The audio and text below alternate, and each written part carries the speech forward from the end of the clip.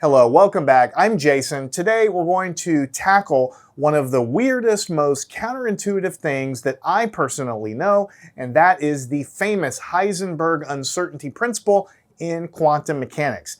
Now, honestly, I'll tell you what my goal is up front. If you stick with me to the end, my goal is to absolutely blow your mind. But if you stick with me to the end, we're actually going to start to peel back the onion into the nature of waves and matter, and how things like this tube of toothpaste here might seem like hard particles, right? Things that are hard little balls, but actually in quantum mechanics, everything is represented by a wave. And by really talking about the wave structure, without too much math, mostly with pictures, we're going to talk about and give you an intuitive understanding to the uncertainty principle. And along those lines, you might be wondering, why am I holding a tube of toothpaste? When we write the equation down for the uncertainty principle, I'm going to use my little analogy of the tube of toothpaste to give you an intuitive feel for what that equation really means.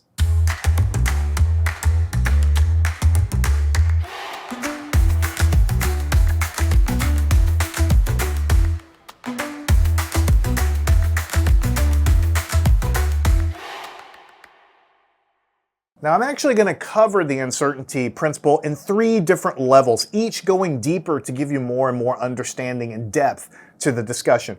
But before we get into any of that, I'll just tell you ahead of time, what is the uncertainty principle? So as we talk about it, you know what I'm referring to. Basically, this tube of toothpaste, if I throw it, right, it's going to have some position in space. I can put a coordinate system down, X, Y, Z, and I can measure the position of this tube of toothpaste as it flies across the air. And I can also measure its velocity. I can measure the velocity by filming it with a camera, that's light bouncing off of it, radar, whatever. I'll know its velocity in meters per second at any moment in time. And as you know, momentum is related to velocity directly. So what we say in the Heisenberg Uncertainty Principle is that it's impossible to know with perfect accuracy the position of this tube of toothpaste as I throw it across the room and its momentum, indirectly its velocity, at the same time. I cannot know perfectly where it is and how fast it's going or its momentum at exactly the same time. Now this doesn't make any sense to us because for any object we deal with, you know, baseballs, basketballs, throwing, toothpaste, whatever, air molecules even, it seems that we're able to know exactly where it is and how fast it's moving at all times. So it doesn't seem to make sense to us. And I'll tell you ahead of time, we're going to talk a lot about this, but the reason it doesn't make sense to you is because you observe everything as a macroscopic object, much, much bigger than the atoms and the electrons that make it up. And because of that, the wave nature of this tube of toothpaste, the wavelength of it, is so incredibly tiny that we'll never notice the wavy characteristic of this thing.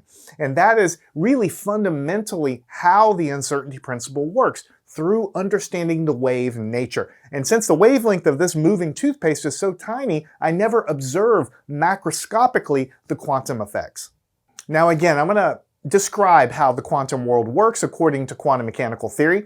And as you go along, keep this in the back of your mind as we go through the whole entire thing.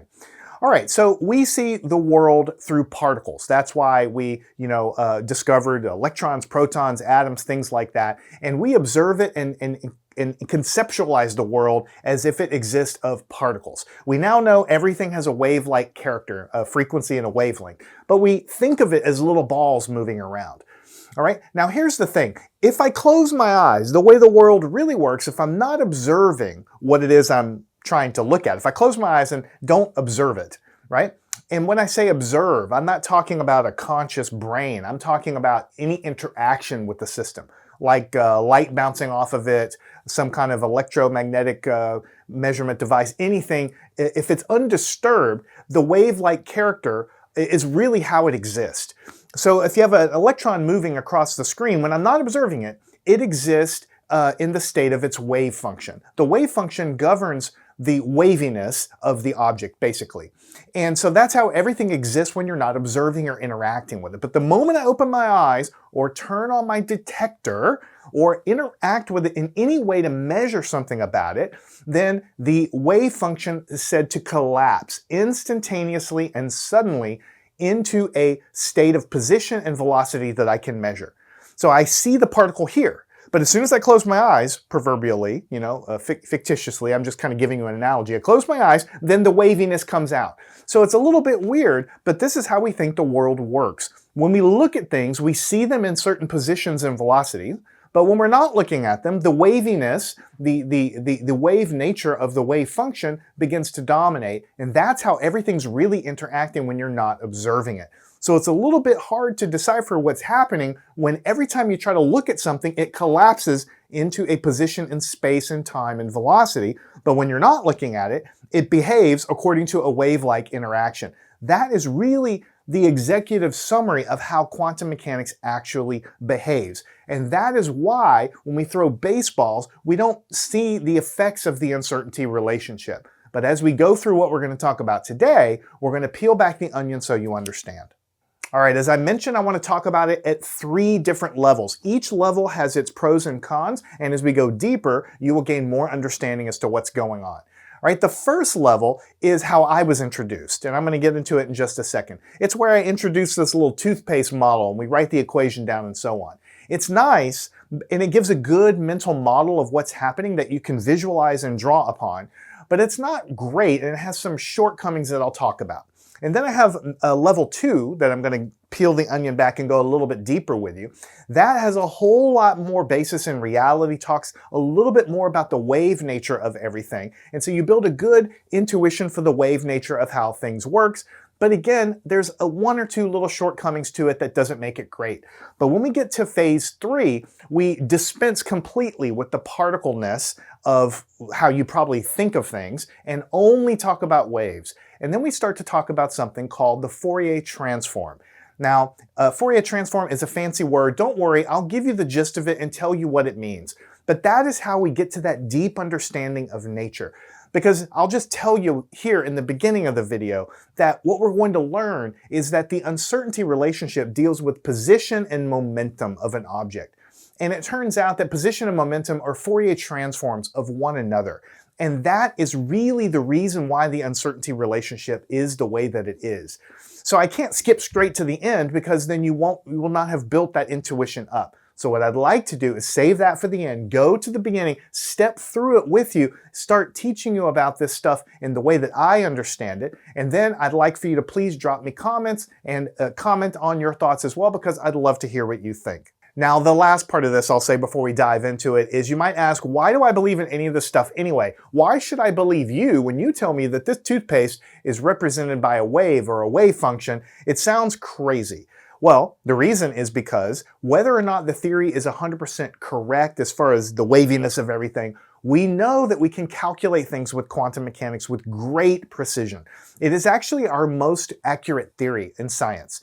So when you use a cell phone, for instance, the transistors inside the microprocessor, they operate on quantum mechanical principles. The screen that you use to view everything, computer screen, phone screen, whatever, the glowingness of the screen, that all works on quantum mechanics. Lasers, when we send information around the internet or beam information into space on a laser link, lasers would not work if we did not understand and could calculate on quantum mechanics. When you go to the doctor and get some sort of MRI scan, for instance, and there are others as well, they operate on quantum mechanical principles as well. So everything that we're about to talk about, we know it's grounded in reality, not just because I'm telling you, but because we built things with these concepts, and they wouldn't work if we didn't understand quantum mechanics. All right, so here we go. Without further ado, let's talk about the famous uncertainty principle. Uncertainty principle. I'm going to write it about 25 different times during this video here, and I do that because I want to talk about it constantly, and so I want to have it in front of me. So anyway, it's a really simple looking equation. You have this triangle, I'll talk about what that is in a second.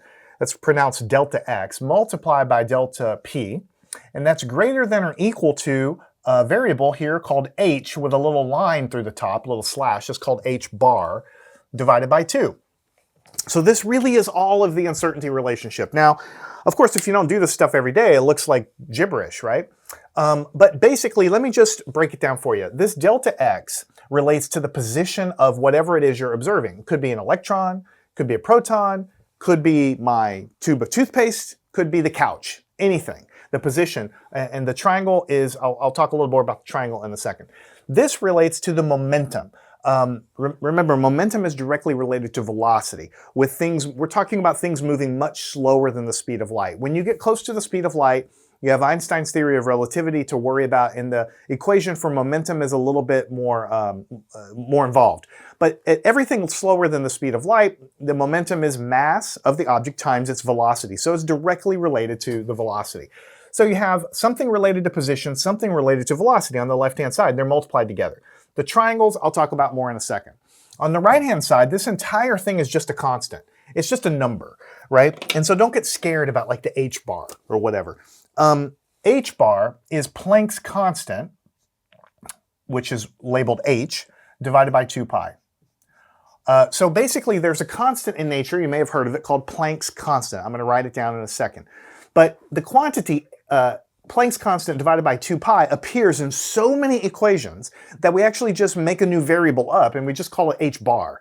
So this is h bar divided by 2, because if you didn't put h bar, it would just be h divided by 2 pi divided by 2. And again, this comes up so much, we just relabel it h bar. But don't forget, 2 is a number, pi is a number, and h, Planck's constant, is just a number. It's a really small number. It's a constant. So everything on the right-hand side of the uncertainty principle is just a number, okay? That's all it is. And let me write down what the constants actually are, and then we're going to talk a lot more about the equation.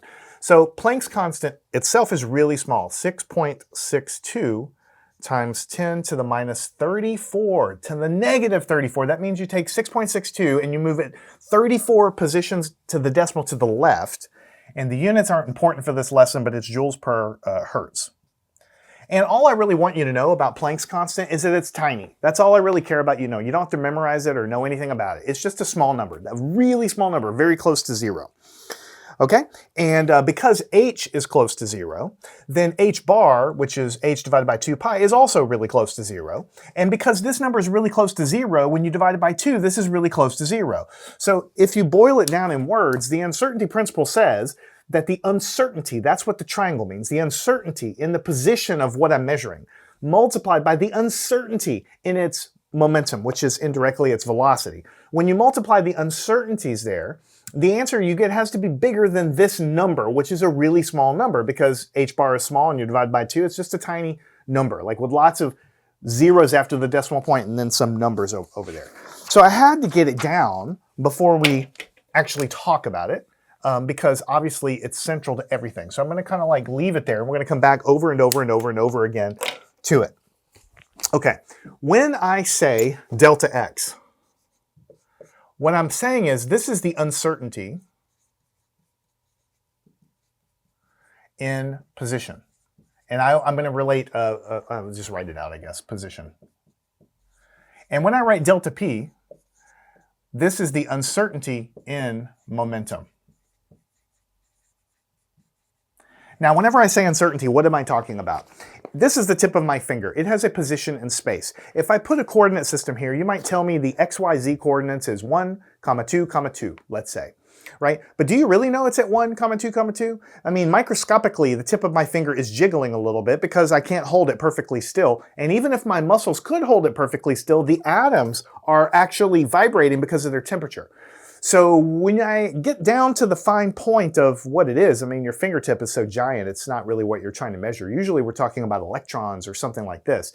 But everything is basically moving, and when you try to measure it, you have to nail it down to where it is at exactly that moment in time. But if things are moving, and if you're measuring it with some device, then there's always going to be some uncertainty in what you measure. Because even if you do a camera flash, the camera flash looks instantaneous to us, but it's really a finite width. So where did it move during the flash? Did it move from the beginning of the pulse of the camera flash, if I'm taking a picture, to the end? Where is it if the measurement happens over some width in time? You're never going to know exactly where it is, and the delta x is how uncertain I am in position. So if the x coordinate is 2, let's say, maybe really I say, well, it's somewhere between, 1.5 and 2.5. That would be my uncertainty, the delta there, between 1.5 and 2.5, 2 being in the middle. I think it's right around 2, but really I'm not sure, somewhere on either side of it, that width of my uncertainty in my position is what I'm talking about. So x, this delta x is not where is it in space. Delta x is how uncertain am I? What is the plus minus on my uncertainty of where it is? And the same thing with momentum. This is not how fast it's going in meters per second. This is what is my uncertainty? It's the same problem. When you measure something's velocity or indirectly its momentum, right? You have to do a camera flash or some video camera or laser pulse or something to measure it. And when you do that, then it has some width. Did it change speed somewhere between the beginning of your measurement and the end? If so, where exactly are you measuring its speed? There is always some uncertainty in the momentum because of what we're talking about here. Same as position. So maybe the uncertainty of momentum is like somewhere between 1 and 1.2 units of momentum. If it's velocity, as it would be meters per second, but momentum is mass times velocity. So the units don't matter. There's some window of uncertainty in the momentum. And when I multiply these uncertainties, what the uncertainty principle is basically saying is that it has to be bigger than a number. Now, this is the equation that you see in a book all the time. But what does it actually mean? What it really means is if I increase the uncertainty in my position measurement. In other words, maybe I thought if I go from a window, my fingers being the window, being this wide to this wide, in the uncertainty of where this particle can be, right? Then that means that this uncertainty increases, right? But when you multiply the uncertainties together, it has to be greater than or equal to this. And for the purpose of this discussion, forget about the greater than part. Just pretend it's equal to, because there is an equal sign under here. So this times this is equal to some number, a fixed number that never changes. If I increase the uncertainty in my position, then the only way to make this thing equal is if the uncertainty in the momentum goes down. If I increase this number, in order to make it equal, I have to decrease this number in order to keep it balanced, right? And that is where my famous toothpaste analogy comes from. If I have some toothpaste in here and I squeeze this side of the toothpaste, right, and I make it lower, let me go like this, making this side lower, let's call it, smaller, then the only thing that happens is I push the uncertainty in the other thing up, right? Because when I multiply the two things together, you have to get the same number. In other words, there's a fixed amount of toothpaste in the tube. The uncertainty relationship is like a tube of toothpaste, because if I increase my uncertainty in the position and make it bigger, I have to decrease or make more accurate my knowledge of the momentum. And the other way is true as well. If I go the other direction in the uncertainty in position, then the uncertainty in the momentum goes the other direction. Why? Because when you push this tube of toothpaste around, all you're doing is rearranging the deck chairs. And that is a fundamental connection in nature between the position of an object and the momentum of an object. They're connected. It turns out, you'll learn that position and momentum are connected through this relationship, and I'm not going to talk about it today, but also energy and time in quantum mechanics are likewise connected through their own uncertainty relationship as well. That's a different topic for a different day. But there are pairs of variables that seem to be connected like this, fundamentally connected.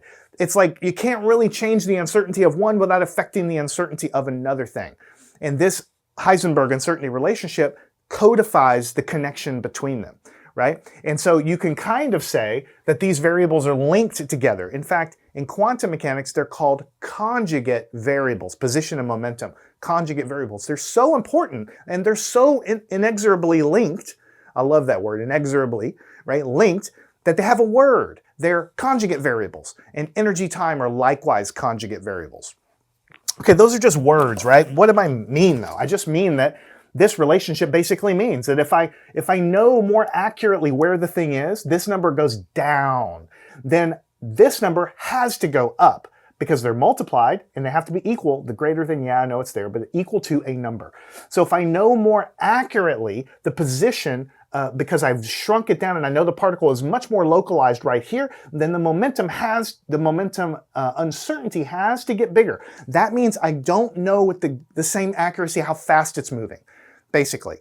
And likewise, if I if I don't know where the particle is and I open up the window and say that the uncertainty in the position is much, much wider, then the uncertainty and the momentum gets much, much smaller. Why? Because they're multiplied together and they have to equal the same number. So if this gets bigger, this has to get smaller. And that would mean if I don't know where the particle is, then I have better knowledge of how it's moving because the momentum uncertainty goes down there. So this is just explaining the equation. This doesn't tell you why anything is happening. In order to do that, we have to talk about my three levels, eventually getting to the wave description of everything. And then you will understand that because everything's described by a wave, the momentum and the position are both described by the wave, and the wave nature of reality is the reason why the uncertainty principle is a thing. It's not a measurement thing like I've laid it out so far for you. I'm going to go through that in more detail. It's not just a measurement thing. It's fundamentally the way in which matter and energy are in our universe. That they're described by waves is why there is an uncertainty relationship. It has nothing to do with measuring anything, and that took me years to understand. And that's what I'd like to talk about with you in detail today. All right, so to make progress here, let's draw a couple of little pictures. They'll be simple pictures. This could be like the XY coordinate system of some baseball or electron or anything that we're throwing. And let's say we have a baseball or an electron right there, and we can measure, of course, its position. You learn this kind of thing in algebra. It could be 3 for the X coordinate and 4 for the Y coordinate, right?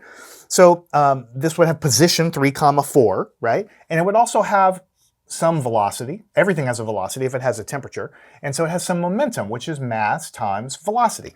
Now, I want to make sure you understand that when we say momentum is mass times velocity, that is for speeds much lower than the speed of light, which is what we're assuming here.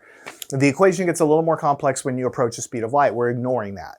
So mass times velocity for the particle here. What we're basically saying is you cannot know exactly where the particle is at the same time that you know exactly what its momentum is. And that is fundamentally the reason why is because I've drawn this particle as a dot. I've implicitly put it as a dot on the screen, but that's wrong because nothing is just a dot. The particle world isn't real. Really, according to quantum mechanics, everything's described by a wave. The wave nature is what brings about the uncertainty principle. So if you're looking at this and you're like, well, I know how fast my ball is moving and where it is.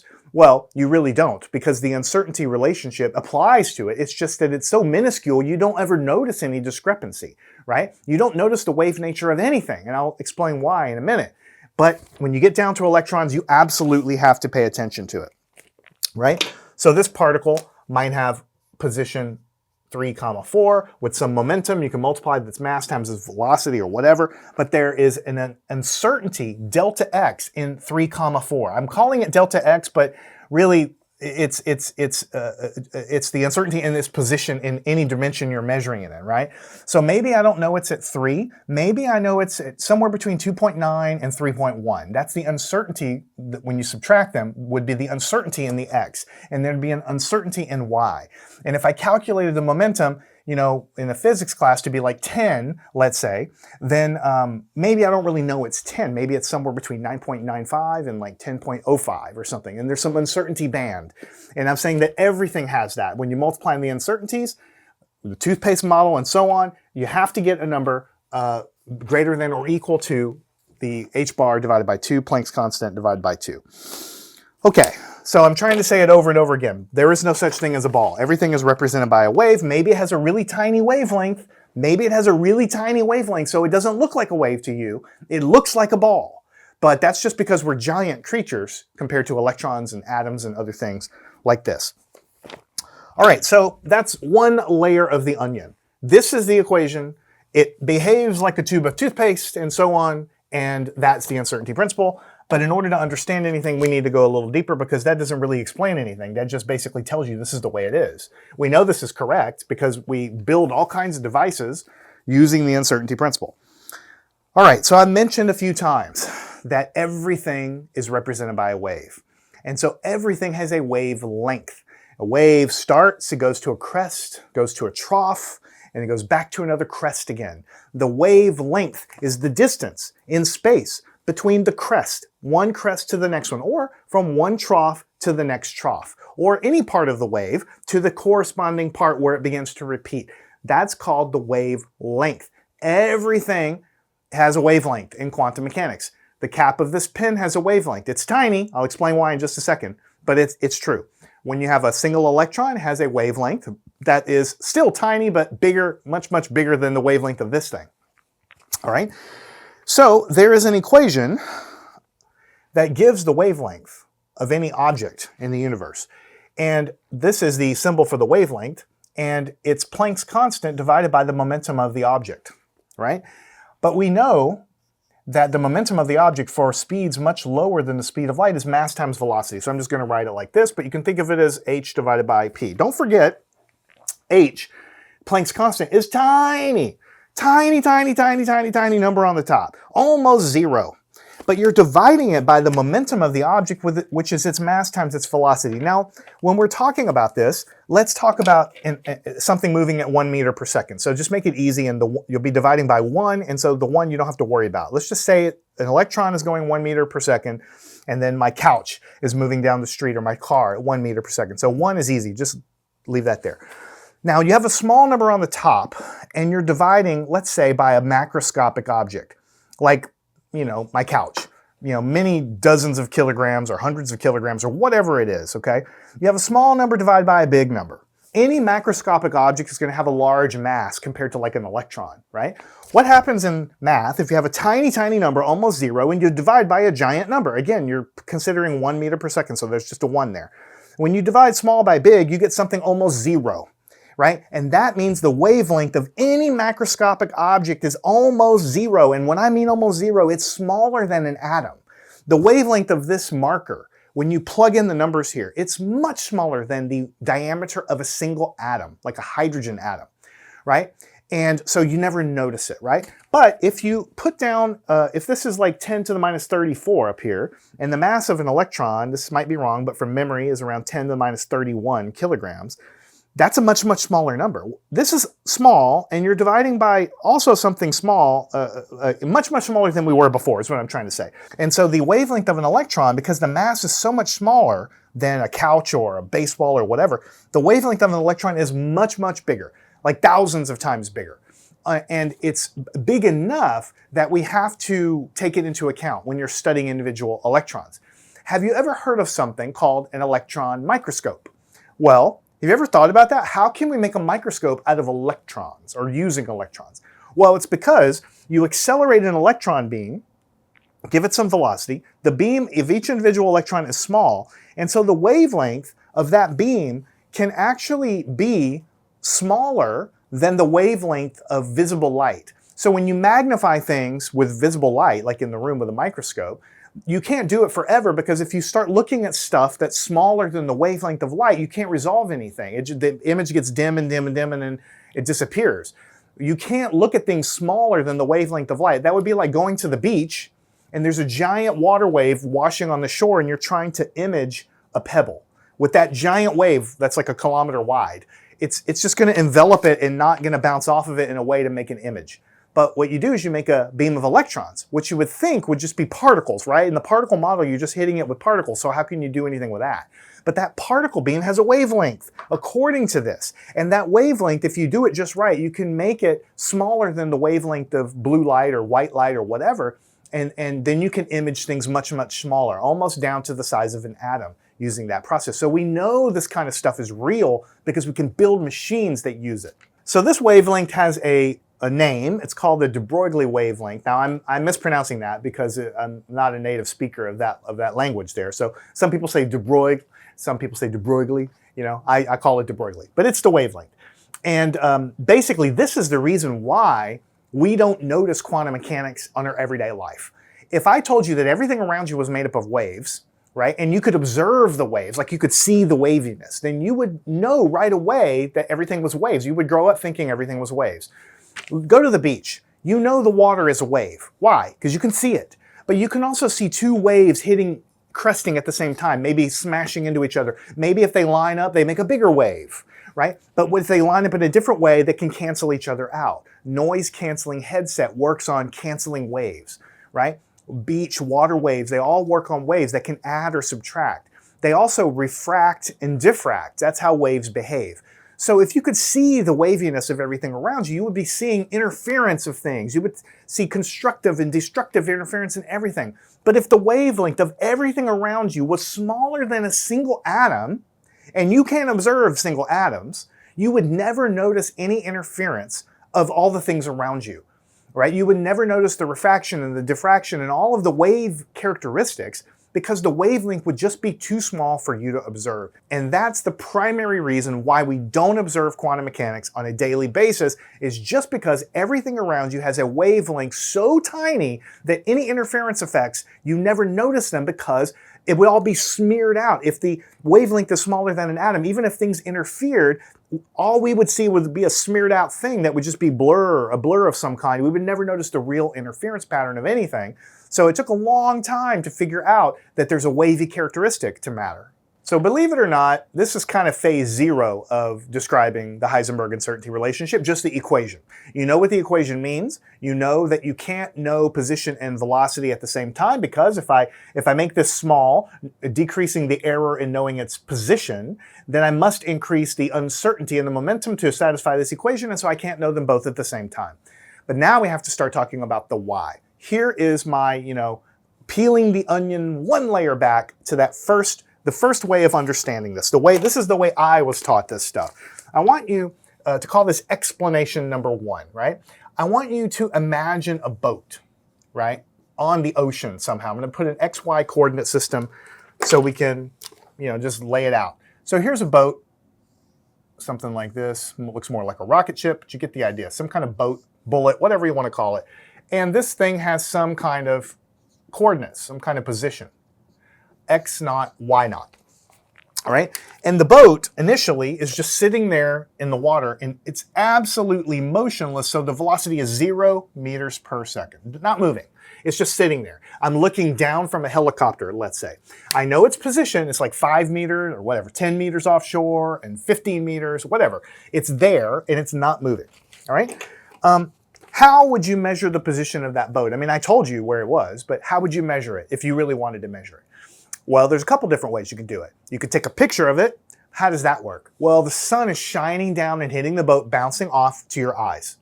Or that's a picture. Same thing with your eyes. Just looking at it, you have to have some photons from the sun or from someplace bouncing off of it. What if you didn't want to use sunlight? Let's say you wanted to use sound waves. Maybe underwater, like sonar, or even just like through the air. You would have a speaker of some kind, either underwater or over water, and it would blast out pressure disturbances in the water or in the air.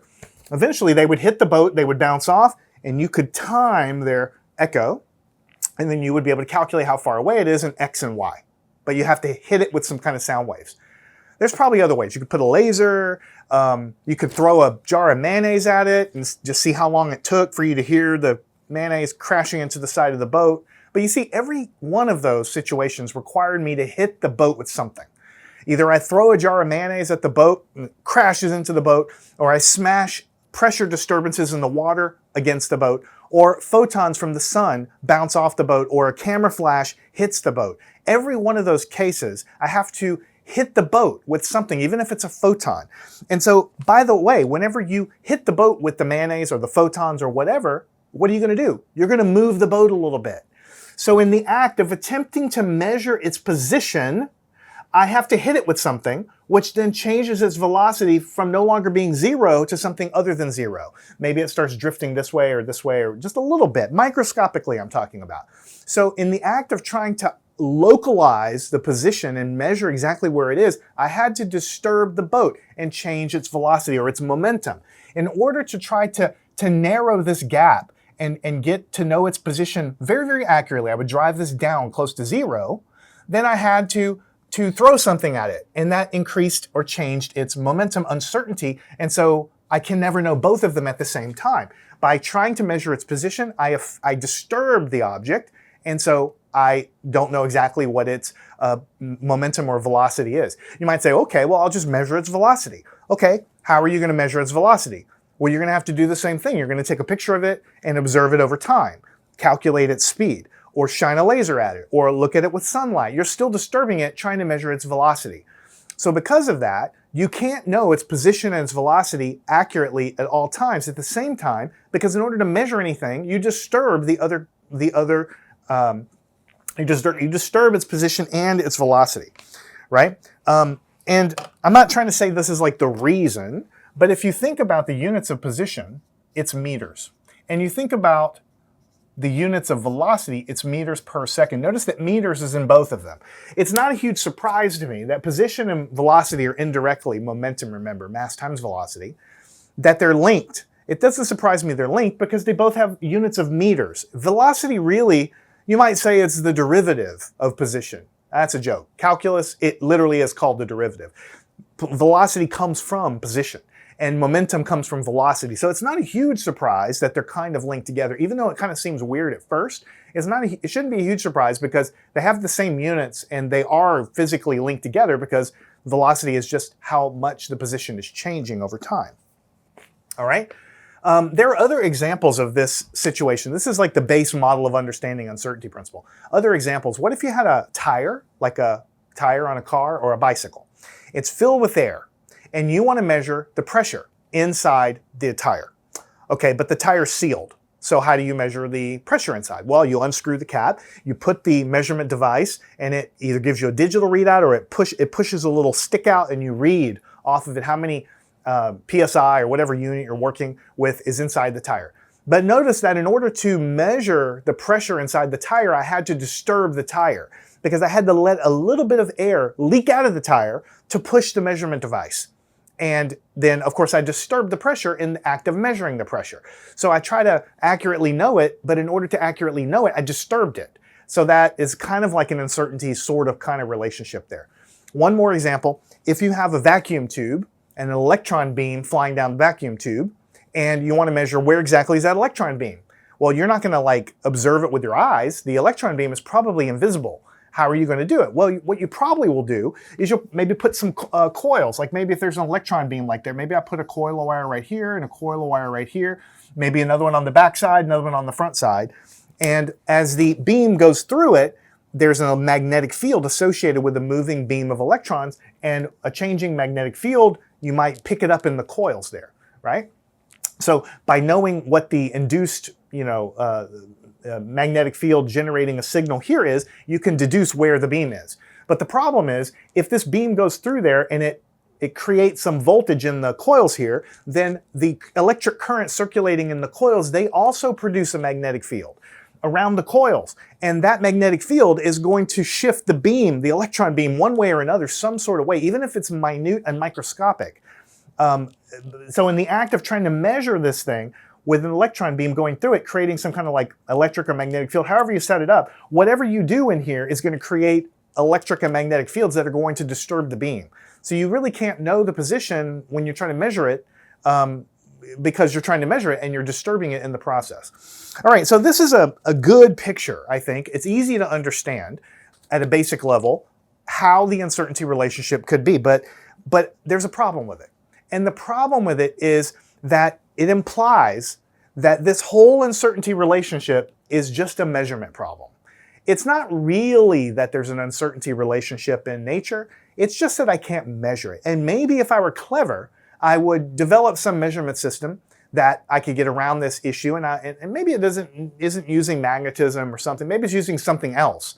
But whatever, I will be clever, and I will figure out a way to measure both of them. And I will drive both of these uncertainties to zero.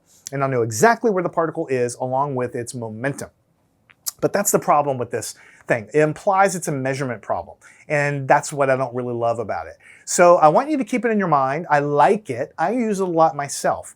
But it's not the reason we have an uncertainty relationship. That was the first layer of the onion. Now, as I flip the page to the next part of my notes, we're going to go to something a little bit closer, still one little problem with it, but much, much closer to what I think is a good descriptive reason for why we have the uncertainty relationship.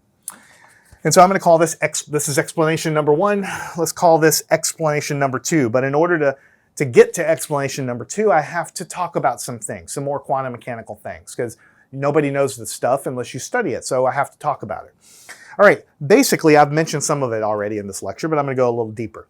Every particle, you just have to accept electrons, protons, neutrons, quarks, everything, oxygen molecule, my couch, my sofa, the space shuttle, anything, has associated with it some wave-like character.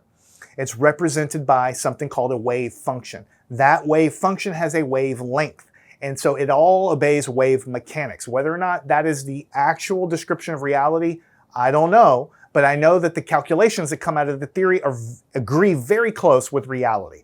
So it has to be pretty close, even if maybe it isn't exactly close. Photons have a wavelength, as you might have already guessed. Pretty much everything that you can possibly interact with has some sort of wave-like character. And I already wrote the equation down a minute ago, but that wavelength, the de Broglie wavelength, is Planck's constant divided by the momentum of the particle. And the momentum, when you're not near the speed of light, is mass times velocity. So the faster the object moves, the smaller the wavelength as well. The more massive the object, the smaller the wavelength as well. So really, to have the tiniest wavelength possible, what you want to do is go really, really fast, and you want to be really, really massive. Most macroscopic objects are really, really massive, and also, even if they're not moving very fast, 1 meter per second compared to the size of an electron is almost infinity speed. So anything macroscopic is going to be moving fairly fast compared to an atom, and also be really massive. So the wavelength of anything in the room with you is tiny. You never notice the wave-like character of it. Okay, I mentioned all that stuff before, but I need to talk about the connection. It's so important, I'm going to write it down, the connection between the wavelength and the momentum. See, it's connected through this equation here. The wavelength and the momentum are connected, but I need you to start, to get anywhere with this, you need to start looking at waves. And when you see waves and wavelengths, I need you to stop thinking of wavelength and start thinking, oh, wavelength is tied directly to momentum. That's what you have to do to go anywhere farther with the uncertainty relationship. You have to dispense with the idea that it's just this wavy thing or whatever. You have to start to tie in the ideas behind quantum mechanics, that the wavelength is tied directly to the momentum, right? Let me show you a little more detail what I'm exactly talking about here. All right, so let's say you have something moving fast, right? And when you have something moving really, really fast, that means its momentum, see, the velocity is really high, you divide by a big number, that means the wavelength is really, really small. That means the wavelength goes down, right? When something moves really, really fast, it has a tiny, tiny wavelength. And what I mean by that is the wavelength might look like something like this. It might be wiggling really rapidly like that. Small wavelength. See, the wavelength is the distance between either crest or trough, wherever you want. This is a trough to trough here. This is the wavelength, right? Or you can do it crest to crest. But see, no matter where you pick on the wave, it's going to be the same distance between adjacent spots. When something is moving really, really fast, the wave is wiggling faster, right? When something has more momentum, more energy, if you want to think about it in terms of energy. Energy or momentum are also related to each other. Something is more energetic, has more momentum, moves faster, then the wave function description means it wiggles more. So a photon with more energy from the sun, like ultraviolet, is wiggling faster. That's where the energy, the extra energy is. The energy character of a photon is wiggling faster. That's where the energy is tied up in the wave description. It's in how much does it wiggle. Wiggle faster, smaller wavelength, moving fast, more momentum, more energy. Let's go the other way.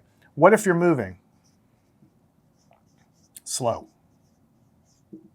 Right? What happens there? Well, then you're not dividing by a big number, you're dividing by a tiny number, and it goes the other way. That means the wavelength has to be, if you're dividing by a small number, then this wavelength gets much, much bigger. It gets very, very large. The wavelength gets large. So when things are moving slow, the wavelength is spread out like this, less wiggles per second. It's called the frequency, but I'm trying to not mix frequency and wavelength because it can get confusing, so I'm trying to stick to wavelength. But if you want to think of frequency, you could say moving fast is higher frequency, moving slow is lower frequency. Fine. Moving fast, lower wavelength. Here, the wavelength, notice it begins to start over here. The wavelength is this quantity right here, much, much bigger wavelength. That's why I say the wavelength goes up. So in your mind, you need to make the connection that when things move fast, they have a very small wavelength. And when things move slow, they have a larger wavelength like that.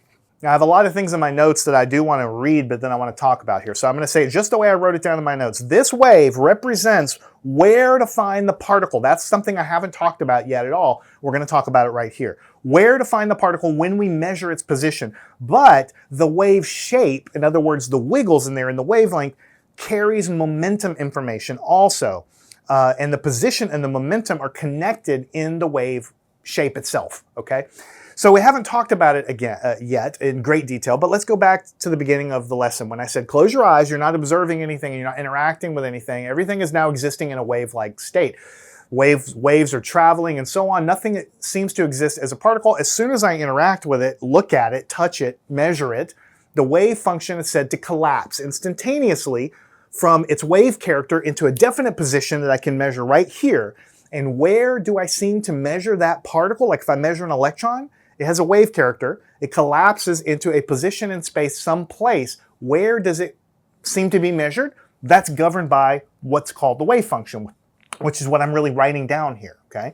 And the shape of that wave, basically, for lack of a better word, I'm going to get into more of it in a second. For lack of a better word, wherever you see all the wiggles in the wave function, that's where it's more likely to find the particle, right? If you have a wave function that's flat, and really not wiggling at all, the particle is very unlikely to be found there when you measure it. But if I have, so if it's flat, flat, flat, flat, flat, wiggle, wiggle, wiggle, wiggle, wiggle, wiggle, wiggle, wiggle, flat, flat, flat, flat, flat, okay, and then I measure that electron, I'm very unlikely to find it where it wasn't, where the wave function wasn't wiggling. Where the maximum wiggles were is much more likely to find it. Without using any math, that's what the wave function says. So the wave function, the shape of it, where the wiggles are, tells you indirectly the position information of where the particle will be when you measure it, okay?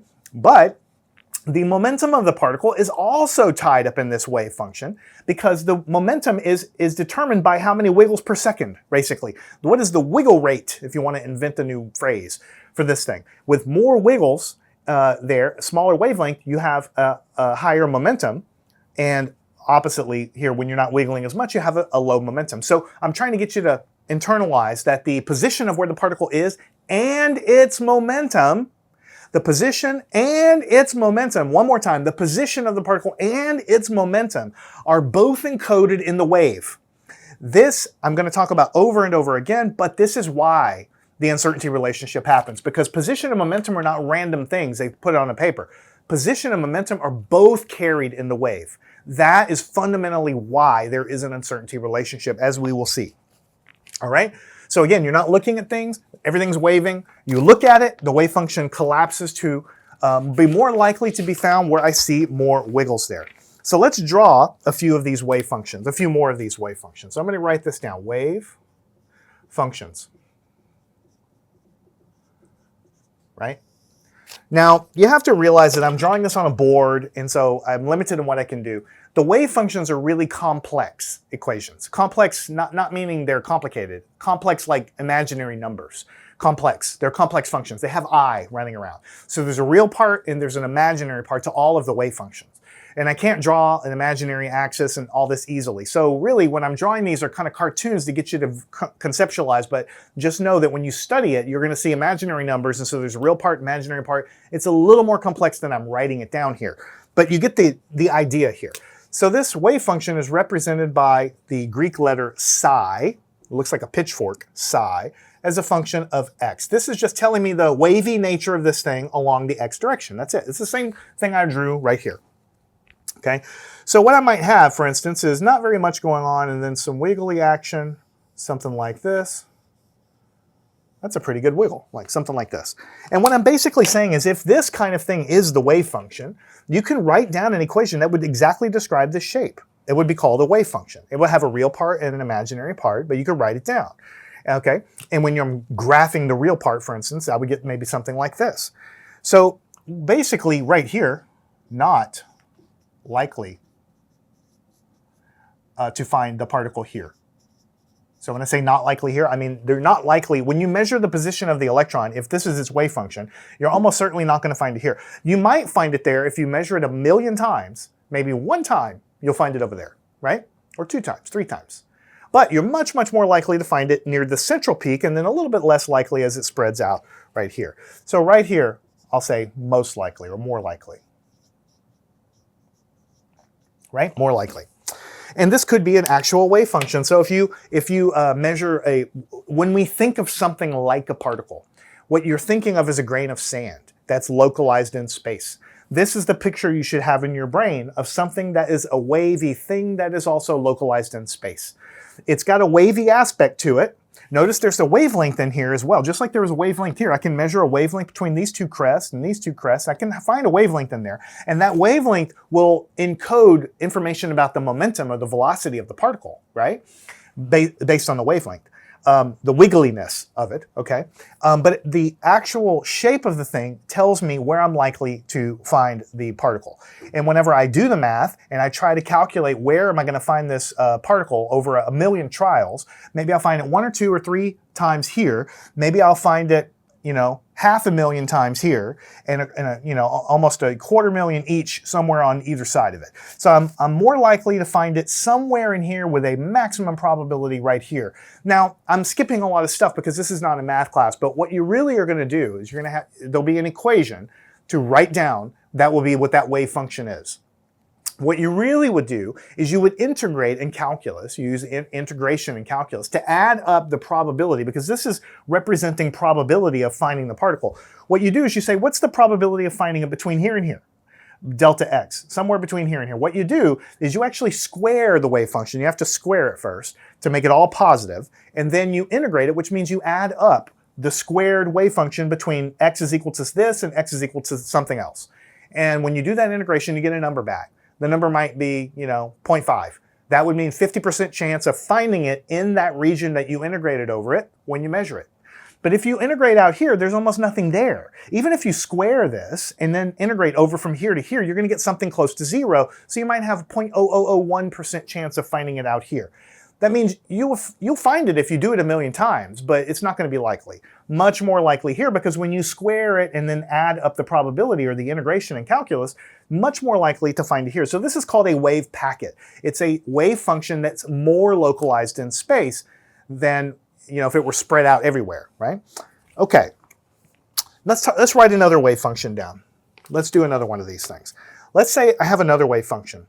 Let's say that it's something like this, and then over here, something like this, and then something like this. And of course, I can't draw it right. You see there's a sharp peak there. There shouldn't be a peak there. You get the idea. Something like that. Okay. Now, what do we see for a wave function like this? This wave function doesn't represent 3 different particles. This wave function represents a single particle, because a particle is not a thing. Okay, you have it in your mind as the thing that's like right there. No, that electron has a wave function that extends all over the universe with a maximum probability of finding it right there where you think it is. Everywhere else is not 0, but close to 0. Like these regions are almost 0, but there's a little bit of wiggles in there. So if this represents an electron, what does it mean? It means that if I square the wave function and integrate from here to here, I'm going to get something close to 0. So I'm not going to find it very likely there. I might find it if I do it 1 trillion times, but I'm unlikely.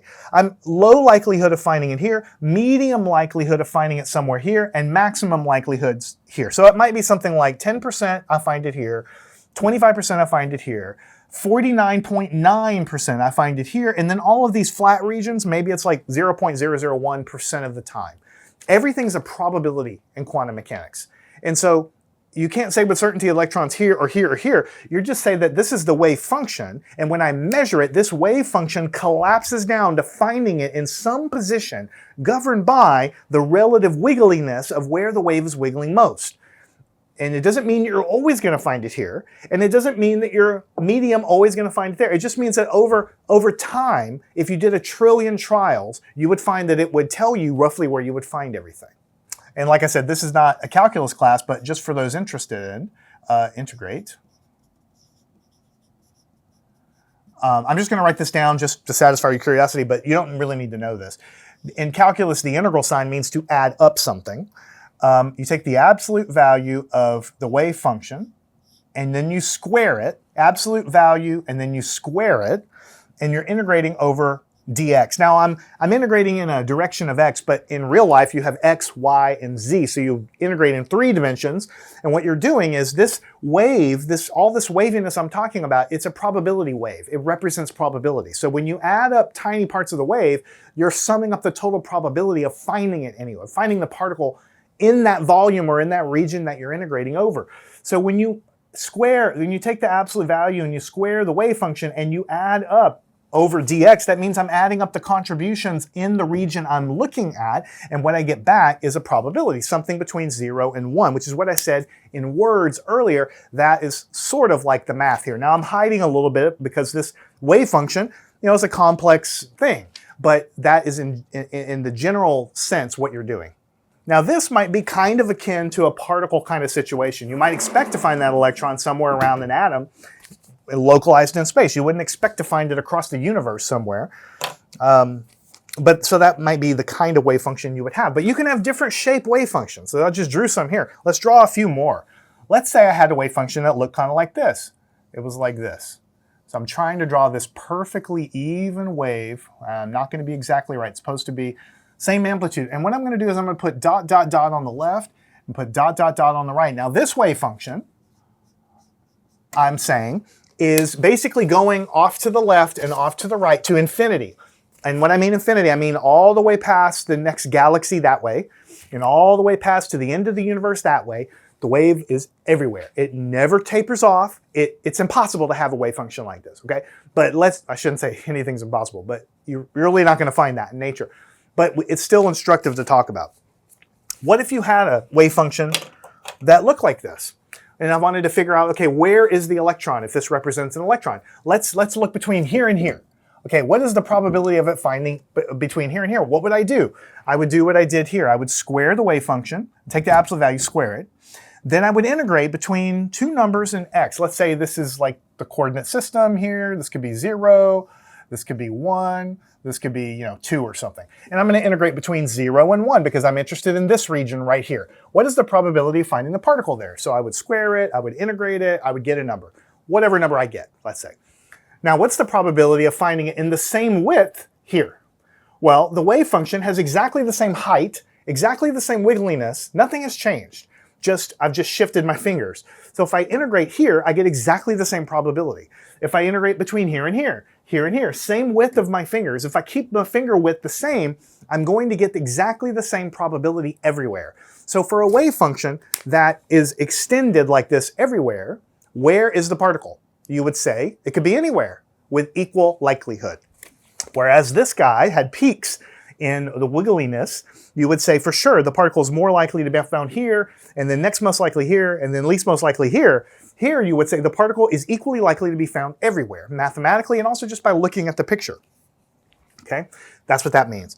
But what if I had the same kind of situation, exactly the same deal, where it's going off in the universe, but now I increase the frequency of the wiggles, or shorten the wavelength, however you want to talk about it.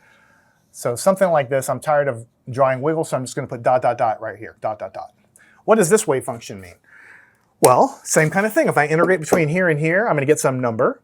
And if I integrate between here and here, I'm going to get exactly the same number. If I integrate between here, I'm going to get exactly the same number. So if this represents some second particle, then this wave function also means it's equally likely to be found anywhere in the universe. So if this wave function means it's equally likely to be found anywhere in the universe, and this wave function says it's equally likely to be found anywhere in the universe, then what is the difference in the wave function? Well, this one's wiggling more. And what does wiggling more mean? It means that it's wiggling more, in this case, means it has a shorter wavelength, right? A smaller wavelength. And the one that has the smaller wavelength means it must be moving faster. A faster moving particle with more momentum is going to give a smaller wavelength. So even though both of these wave functions mean that the particle be anywhere in the universe, there's a difference between them. And the difference means that this particle has more momentum. It's moving faster, or has more energy, however you want to think about it, than the particle represented by this one.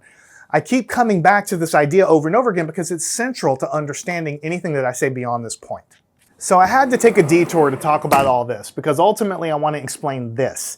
And we did it using that first model we had, but now we talked a whole lot more about wave functions, what they mean, and how momentum and position are tied together in the wave description.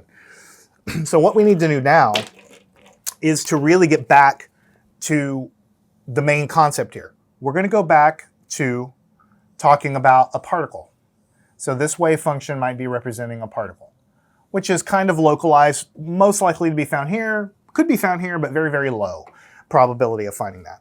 What does the uncertainty principle look like in a situation like this, in the wave description of the particle? See, I drew what the uncertainty relationship would look like in the particle nature, with the boat being like a particle, but now I'm telling you there's no such thing as a particle. Everything's really a wavy thing. So what does the uncertainty relationship look like in this? And this is how we're going to get to understand a little something more. Well, what you would basically say is that this wave structure has some kind of uncertainty in the position that's going to look something like this.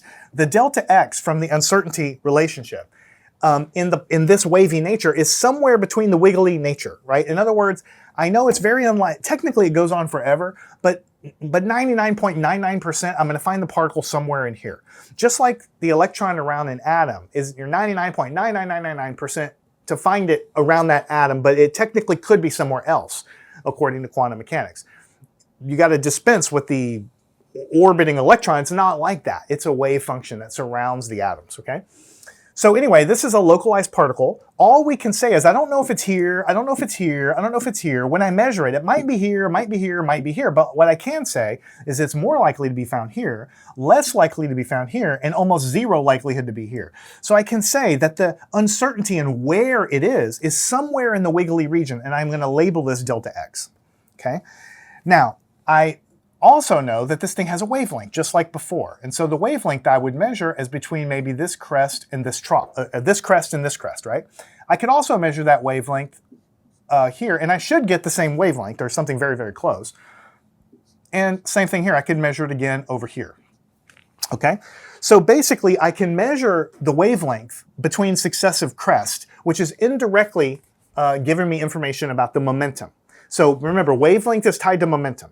That's tied up in here, okay? But let's talk about what the uncertainty relationship would be in this situation. So the uncertainty relationship would be delta x times delta p has to be greater than or equal to h bar over 2, which is just a number, okay? So here's the punchline of this thing. If this is a particle and has some uncertainty in where it will be measured, and it has some wavelength associated with it, which is some momentum, how would I actually measure the momentum of this particle? If I wanted to measure it, like an electron, how would I measure it?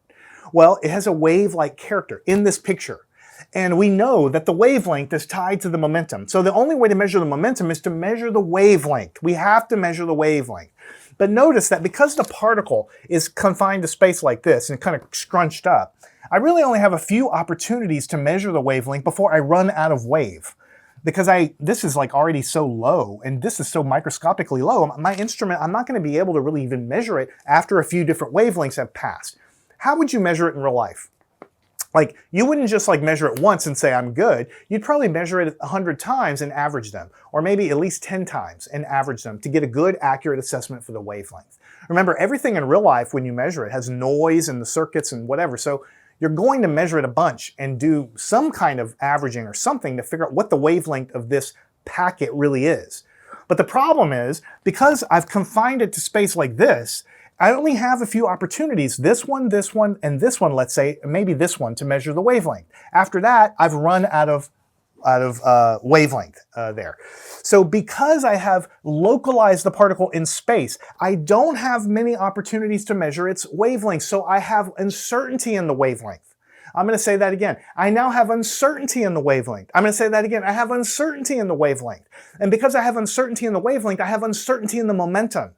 So why do I have uncertainty in the momentum? I have it because I have squished the wave and taken it from something that exists everywhere and squished it up here.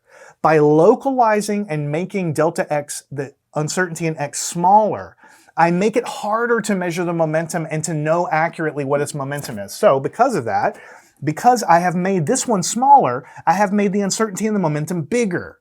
And that also satisfies the uncertainty relationship. I have more to say, but that is the central point. If you accept that there's a wave character of every particle, and if you consider that a particle that exists in space and has a very low uncertainty in its position has to have a wave function that's compressed in space like this. And if you accept that the wavelength is tied to the momentum, then the only way that you can get it localized in space is to squish it up and make it hard to measure the momentum. And that increases the uncertainty in the momentum. So you can't know both at the same time. Because if I make this thing even smaller, let's go to an extreme. This is a kind of a medium particle, but let's say I go and do it like this. Like, okay, I'm going to make this sucker super, super tight in space, like this. So now its delta x is not over, you know, whatever, 20 centimeters or 30 centimeters or whatever it is. Its uncertainty in space is now much tighter. I know the position of this particle much more narrowly, only within 2 or 3 centimeters. But in order to do that, I had to squish the waves up so close together that I only have 1, 2, maybe 3. It's difficult because I drew it in a bad way, but you get the idea. It's difficult to measure the wavelength because they're close together and because I run out of waves to measure very quickly. So I basically can't measure the wavelength very good, and because of that, I can't know the momentum very good. So when I drove this thing smaller, even smaller than here, I made the momentum uncertainty go way, way, way up. So I can't know both at the same time. And then this, as we squish it up, you can see that as you drag this thing down, the uncertainty momentum goes up. Let's go the other way. The other way would be stretching it out. I think you might, I'm going to run out of space here, but I'm going to try, go like this. You can imagine spreading this sucker out really, really, really far, like a wave packet that spread really, really far out, right? So now I've gone the other way and I've made delta x bigger. I've made this number bigger, right? Larger, right? And in doing so, I have a much better chance of seeing the wave crest, and I have more opportunities to observe the different crests in the wavelength. So by making this thing bigger, I have better knowledge of the momentum because I can measure the wavelength better, right? So when I make this thing bigger, I make this thing smaller. Again, just like that tube of toothpaste. When you can squish the toothpaste around, making delta x smaller or delta p smaller, but when you do it, all you're going to do is move the toothpaste to the other side and make the other thing either more or less certain. And if you go to the extreme, dragging it out further so that the wave has no localization at all, this represents a wave where the particle can be literally anywhere in the universe. There's no packetness to it. It's just stretched out everywhere. Well then, delta x, in this case, if you say this is delta x, is huge. In fact, it doesn't actually stop. It goes on to the end of the universe. Delta x goes to infinity, right? Because I have no knowledge at all of where the particle is. I'm super uncertain about it, infinitely uncertain about where it is. But when I do that, I stretch the wave out so much that I have so many opportunities to find the wavelength. I can look at it there, I can look at it there. I can measure the wavelength 1,000,000 times or 1,000,000,000,000 times and average them and get very, very, very accurate knowledge of the wavelength, which means very, very accurate knowledge of the momentum. So when delta x goes to infinity, delta p goes to 0, just like the tube of toothpaste, squirting it around inside of the tube there. This picture is, I think, a lot better than the first picture. The first picture was more of a particle.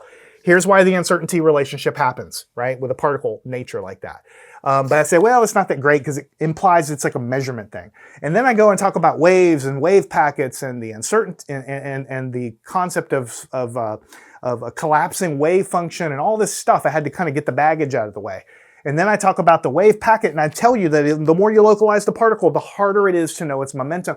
Not because they're separate things that I can't measure, but because position is encoded in this wave and the extent of the wave, but the momentum is encoded in the wavelength. And anytime you squish it, you change the ability to measure the wavelength. So it's a much better picture because it really opens up the wave nature of everything. But it's not perfect. And the reason I don't think it's perfect is because it's still kind of, even though it's better, it still kind of implies that this is still kind of a measurement problem. In other words, I can't do this too well because I only have 3 or 4 opportunities to measure the wavelength, so it's a measurement problem.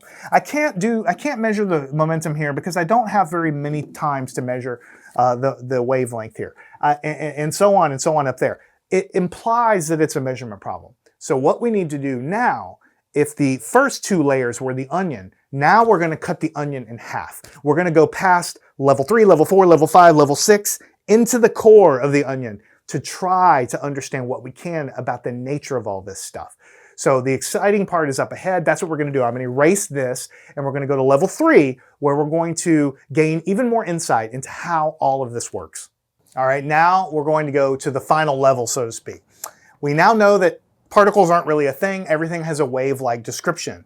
And the wave-like description tells you where the particle is or its uncertainty. And in the same wave function, the momentum information is carried through the wavelength. And that's why they're so tied together, and that's why there's an uncertainty principle. But in order to get to that deeper level, I need to explain one more thing, and that's the concept of superposition. Superposition is a word you encounter in engineering and physics, and it's really a simple thing to understand, but it's got a fancy title. Superposition means you take lots of different things and you add them up. If I were in charge of it, I wouldn't call it superposition. I would call it take a bunch of different things and add them up. Superposition. It just means add things up. That's all. And I want you to think, for an analogy, just an analogy, think about your voice. Okay, so your voice is a superposition of frequencies or wavelengths, however you want to think about it. Frequency and wavelength are tied together. Anyway, it's a superposition of different frequencies. I can make lots of different voices or lots of different frequencies. I can make a low-sounding pure tone, right? I can make a high-sounding pure tone, even those aren't really pure, but they're pure enough for what we're talking about. And I can make tones in the middle, like that. But when I'm talking, I'm going down a lot, then I'm going up a lot, and then I'm going down a lot. I'm constantly changing those frequencies, and I'm mixing frequencies all the time. You might think about mixing frequencies on a soundboard for like a recording artist or whatever. You increase the gain of this frequency and pull the gain down here. It's like an equalizer, right? What you're doing is you're mixing waves. That's what you're doing. My vocal cords can make more than one frequency at once. And basically, by mixing them, you get very complex waveforms. So let's talk about that. And it's so important, I'm going to call it superposition.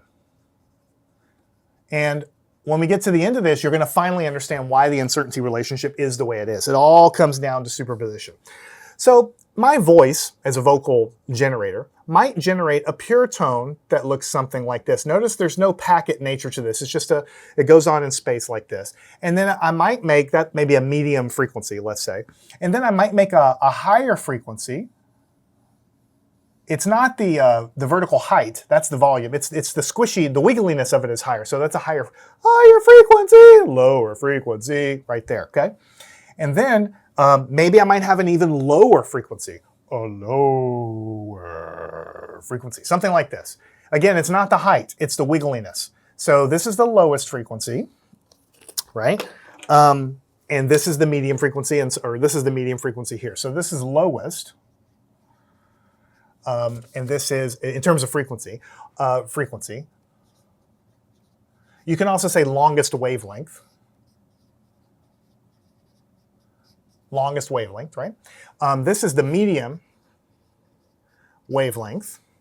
And this is the shortest or smallest wavelength. So you have the longest wavelength, the medium-sized wavelengths, and the smallest wavelengths. And what you do is if you get 3 speakers to put them together in the air, they all mix together in the air. And when you hear, if you had 3 different speakers pushing out those 3 different tones, you would hear them all mixed together as one thing in your ear. It would be a mixture of them. It's like the violin. It's not totally pure tones, believe me. You get all kinds of mixtures in there, resonances in the wood and the other strings. That characteristic tone of the violin is not totally pure either. Okay, really almost nothing is totally pure, but you get the idea. But whenever you mix them together and hear it, or if your vocal box or vocal cord, produces it, the superposition of all this stuff might look something like this, right? Because, and I'm simplifying, you could have 1,000 different wavelengths that are very similar, and 1,000 different shorter wavelengths, and 1,000 different bass frequencies that are low, small wavelength like this. And you mix them all together, and the waveform that you get, that you might have seen on TV or whatever on your phone, is going to be a mixture of all those things. So this superposition thing is something that you deal with and you know about every day.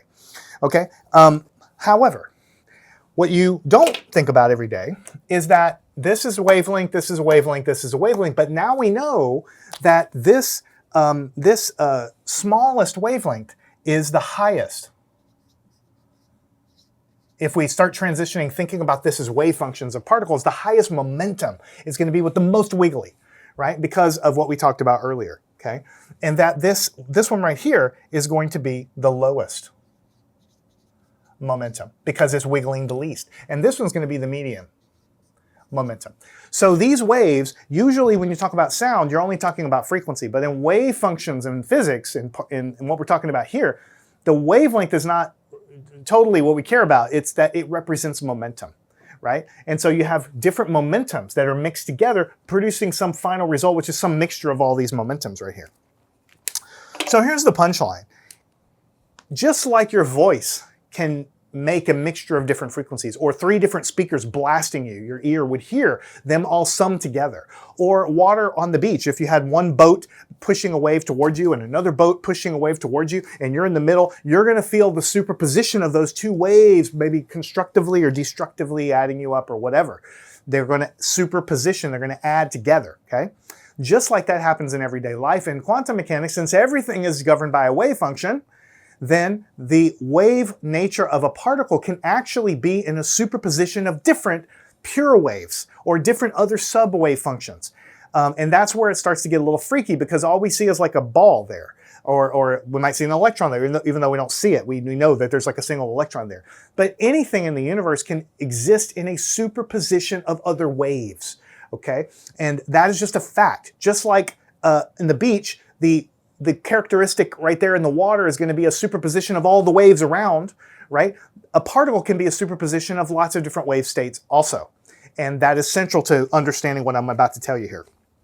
So instead of just a single wave function, I might call it and say that the wave function of the particle, the electron, whatever it is, it might actually be some wave function psi 1, which could be maybe this one.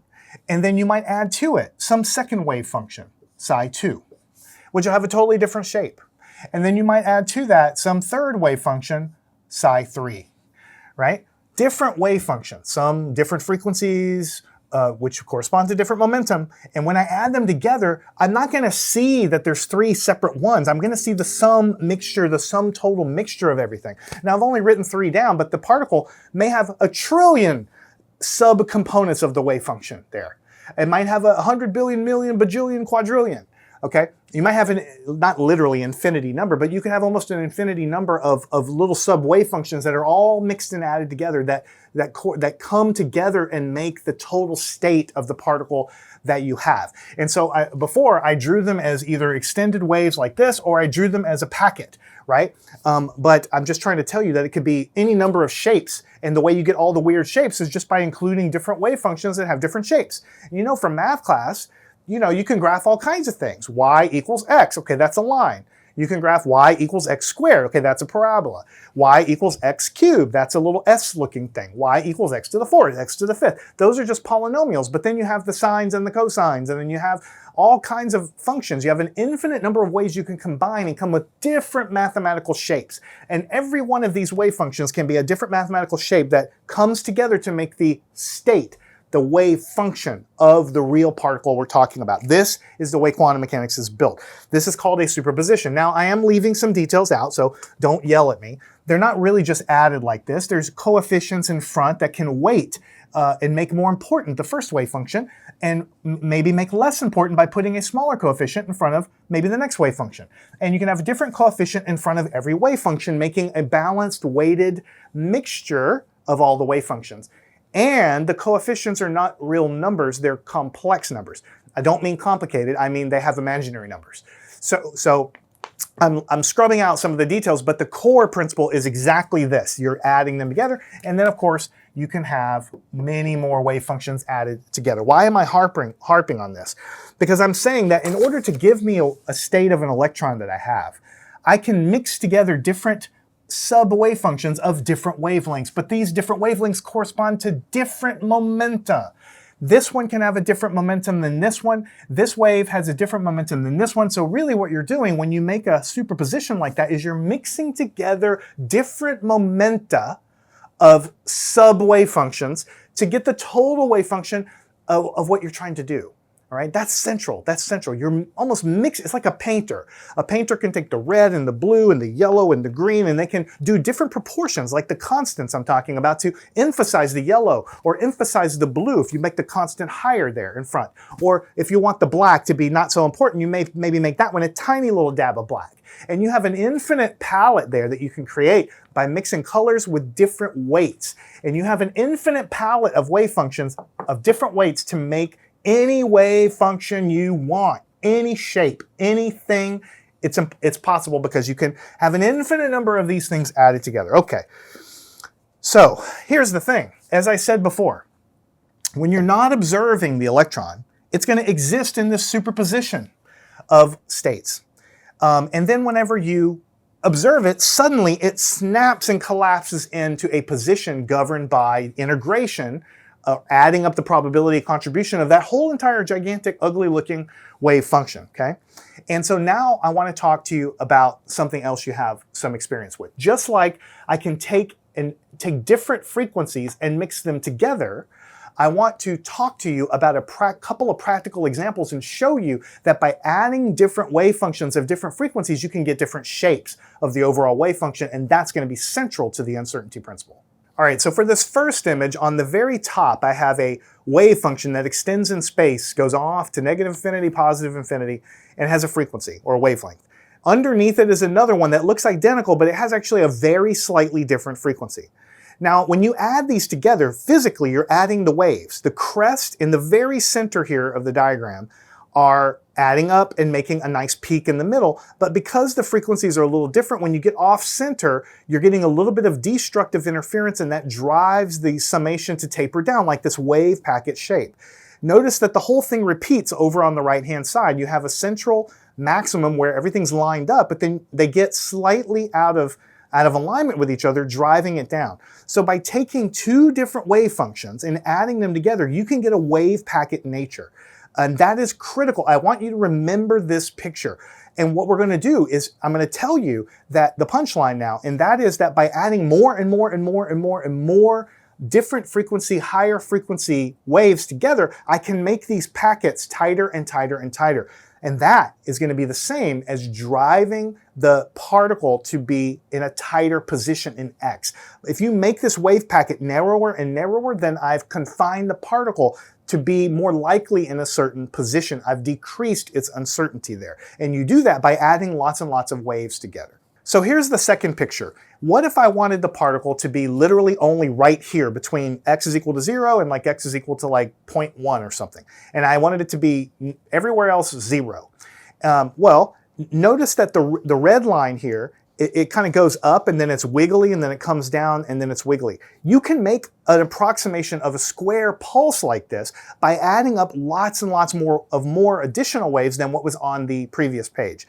And notice you have like a fundamental, which is roughly the same frequency or wavelength as the base pulse. That's why it's called the fundamental.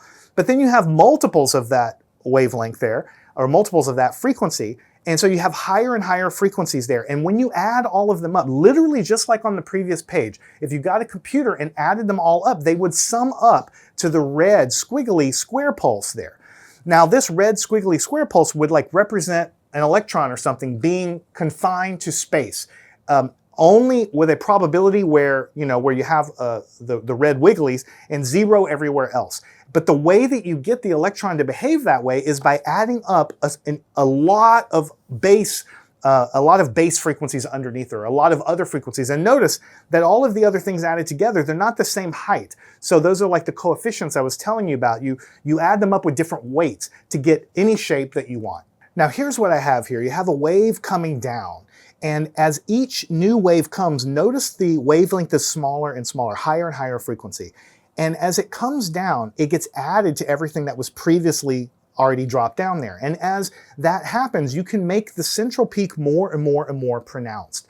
So the blue line here, the blue squiggly, is representing like the total wave function of the atom or of the electron or whatever it is. And notice if there's a prominent peak, that would be like having maximum probability being in the center. But to make it localized like that, the only way to do it is to add up a lot of other frequencies, sort of like other frequencies, ideally an infinite number, there you would put in there to make the particle totally localized. This is wave mechanics. In order to localize a particle, the way you do it is you have to add up a bunch of other wave functions in order to add them together and get the waves to cancel in a way that makes a pronounced peak, localizing it where you want. Now this is exactly the same thing but shown a different way. Here is just a fundamental pure sine wave with one term. If I increase the number of terms and I'm adding them together, I can make this thing start to look more and more like a square pulse. Notice that it has a wiggly character up here at the top, only with two terms, but you can sort of see it being defined as a square pulse right there. And as I go to more terms, let's go to like 3 terms right there, 4 terms. Then it goes up and you can still see the wiggliness. It's not perfect, but it's a lot more like a square pulse. This would be like the final wave function being a pulse or being localizing the electron exactly in this region and 0 nowhere else. And you do that by adding up underlying waves underneath it. So there's, I think 8 terms and it's getting closer. And I can just kind of zoom along here. 16 terms. Here is 32 terms. Notice this is very close to a square pulse. And if you zoom all the way to the end, you can see with 512 terms, you can make this thing look very, very, very close to a flat region at the top and 0 everywhere else, which would mean that if this little region right here were my representing my wave function, the particle would be localized right here and 0, literally almost 0 everywhere else. But the only way to do that, actually it was 1024 terms there, very flat on the top. The only way to do that was to add up 1024 waves of different frequencies, meaning different momenta to do it. So what does all this mean? What we're basically trying to say is, why is the uncertainty relationship a thing? Why is it a thing? And so we know that delta x times the uncertainty in the momentum is got to be greater than or equal to h bar over 2, greater than or equal to a constant. And at first we talked about kind of a particle interpretation of why it can't be. Then we talked about the wave nature and the packets. And both of those kind of implied that this was just a measurement problem, that I couldn't measure the wavelength right. And that's why the uncertainty relationship was this way. But now with this third way of looking at it, and by knowing that wave functions can be represented as a sum of underlying waves of different frequencies, then if you wanted to make a purely localized particle, right, you would really want, instead of like the packet I was drawing before, which is pretty cool and we talked about it, but instead of this is a real localized electron. It means that it really only exists with a uncertainty between, x is 0 and x is whatever. And it's literally a very flat vertical sidewalls here, and it's a constant across the top. That's what you want ideally. But you can see from the demo that the way you do that is you start with a base frequency and you start adding more and more and more frequencies. After 2 or 3 frequencies, you can get something that kind of looks like this, but with a wiggly top to it. And as you add more and more and more frequencies, up to like 1,000 frequencies in the demo, you can see that you can get something pretty close to this. But what if you add like 5,000 frequencies? Well, it would look a lot more like a square pulse. What if you added like 1,000,000 frequencies? You can do that. The wave function that this thing is representing could be a sum of an underlying 1,000,000 waves of different frequencies and also different amplitudes, don't forget, because they were different heights, remember? You can certainly have different heights and you have full control, like the painter, over how you weight them, okay? Then you can approach something like this, okay? But on the road to doing that, all you have basically done is you've had to sum up an infinite number, to approach a pure square pulse, an infinite number of waves of different frequencies. And by doing that, you've had to, since they're different wavelengths, and each wavelength corresponds to a different momentum, then what you've basically done is to say, to localize the electron in space and make it super, super sharp wave function and all of that, you had to make tons and tons and tons of fundamental waves, which are pure, different, each one with a different momentum. So in order to localize it in space and make this really, really, really, really, really small, the only way you could do it is by having it have components of momentum, there was like a million different momentums. And so you're very uncertain of the momentum characteristic of the thing. So it's not a measurement problem. It's because in order to make a square pulse and make the electron right here with the really, really low position uncertainty, then I have to do it by adding up waves, which makes it totally uncertain in the momentum or how fast the thing is moving. So it's not just that it's measured and you can't measure it right. It's not that. It's because of the wave character of particles. That to localize it, the only way to do it is to add more and more waves. But each wave introduces a new wavelength and a new momentum to do it. And then you've created uncertainty in the momentum. So momentum and position are tied together, not just because they're pretty variables that have the same units, but because they're both encoded in the wave function. And to localize something, to get to a medium localization, you might have to add maybe 10 waves of 10 different momenta or different wavelengths together. So you're kind of uncertain in the momentum. But to get something super localized with really sharp position, you have to add a whole lot more uncertainty in momentum. And then if you wanted it to be localized even more, if you go through the math, you would have to have maybe 1 trillion waves or something. You never can get to a pure vertical sidewall square pulse, but you get closer and closer and closer the more terms you add and the more narrow you make it.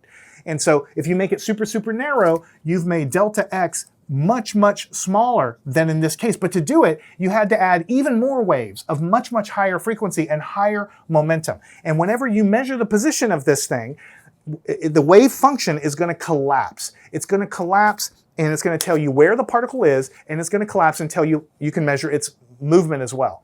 But because you've localized the wave function here, you know it's going to be somewhere in the narrow band here. But at the same time, the momentum information is going to come with it. But because to make this shape, it's composed of millions and millions of waves, all with different momentum, and then you don't know which one's going to be returned, you have a huge uncertainty in the momentum characteristic of what it is you're trying to measure. So it's not because you're measuring anything, it's because in order to make this thing localized, you have to have lots of different underlying waves, all with different momenta, which means you're super uncertain in the momentum in order to make a localized particle. So to wrap it all up in a bow, before I get all the way to the conclusion, basically that is the conclusion. We've talked about this wave function, which tells me position information, right? It turns out that this relationship between momentum and position, because of the toothpaste analogy and the fact that the different momenta add up to give you the position and so on, or you can do a superposition like that, that whole thing, that basically means that if you take the Fourier transform of the position wave function, you get another wave function, which is a function of the momentum, right? And this Fourier transform, you might not have been exposed to it before. It's something you study a lot in physics, you study a lot in electrical engineering. Fourier transform just means that if I talk into a microphone, you're going to see a very messy waveform. But if I take the Fourier transform of it, then I can separate all the frequencies there. I'm going to have some low frequencies in my voice. I'm going to have some high frequencies in my voice. I'm going to have some medium frequencies in my voice. But it's not just 3 of them. It's going to be like 1 trillion different frequencies all happening at once. And if I draw the real-time waveform, it's going to look wiggly and weird. But if I separate each frequency component, some people that talk higher will have more frequency, higher frequencies, relatively higher, with higher amplitudes there. And the higher frequencies will be emphasized more, and the people that talk lower will have the lower frequencies emphasized more in the Fourier transform. The Fourier transform just takes the waveform and separates it into the frequency components and puts it into a graph. But we now know that the frequency and the wavelength components are all tied to momentum. So that's why I say the position, when you take the Fourier transform, it's the frequency that it's giving you back, the frequency distribution, but that's the momentum because they're tied together. So in quantum mechanics, we say that it gives you back another wave function as a function of the momentum. So you can look at the particle as a wave function in space or as a wave function that deals with momentum. The wave function in space gives you information about where the particle is, the wave function in terms of momentum space is giving you information about what the possible momenta are. And there's an uncertainty when you measure the position, and there's an uncertainty when you measure the momentum. And guess what? Both of those uncertainties are related through this. Why? Because they're Fourier transforms of one another. It's a mathematical transform to go from one to the other. And if you start with the wave function as a function of momentum, and you do this same Fourier transform, what do you think you get back? You get this wave function as a function of position. So I'm going to read a few things from my notes, make sure I didn't forget anything as I conclude here. The wave function of position encodes kind of the position info of the particle. The wave function as a function of momentum encodes the momentum info. The waves don't represent the particle. That's the thing. When you learn quantum mechanics, you start thinking about, okay, this is wave description of this particle. And in your mind, you're thinking the electron's really a particle, but it has a wave description. You got to stop thinking that way. It's not a particle, right? The wave thing that I'm drawing down, all these waves, they are the particle. That's what you have to do to understand really what this is. Stop thinking, oh, there's a particle here, it has like a description that's a wave. Forget that. It is the wave. The wave extends everywhere in the universe. Maybe it has low, small amplitude, or maybe it has high amplitude. But there's a probability that my finger could be around the next star system, but just with very low probability. In fact, as an aside, when you go into quantum chemistry and study the electrons, the actual equations for the electrons around an atom, the probability of the electron is high around the atom, but it doesn't go to zero even millions of light years away. It just gets very close. So all of this stuff is mixed together. These wave functions extend everywhere with just very low probability like this. Okay, so waves are the particle. We can't see the wave character until we measure, but they're interacting as waves in between measurements. And when I say observing it or measuring it, I'm not talking about you have to have a conscious brain. This isn't like philosophy. I'm talking about interacting with it, perturbing it with some matter or energy, an instrument of some kind, which could be your eyes, it could be a probe of some kind, a camera, whatever, a coil of wire to detect the magnetic field, anything like that counts as a measurement. One more thing I'll say for those of you who are engineers. In electrical engineering, you know, we talk a lot about the Fourier transform.